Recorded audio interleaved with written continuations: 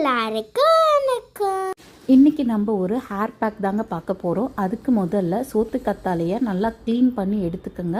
சைடில் இருக்கிற அந்த முள்ளெல்லாம் எடுத்துட்டு சென்டர் பார்ட்டை மட்டும் நல்லா வாஷ் பண்ணி எடுத்துக்கோங்க.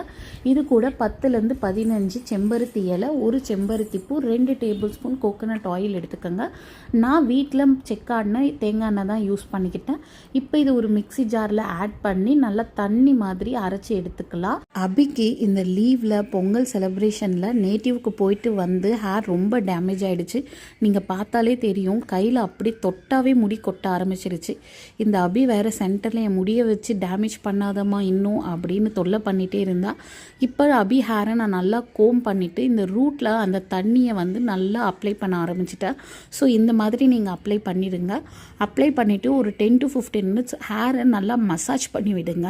நீங்கள் மசாஜ் பண்ணும்போது அந்த ரூட்ஸ் வந்து இன்னும் ஆக்டிவ் ஆகி உங்களுக்கு பெஸ்ட்டு ரிசல்ட்டை கொடுக்கும்.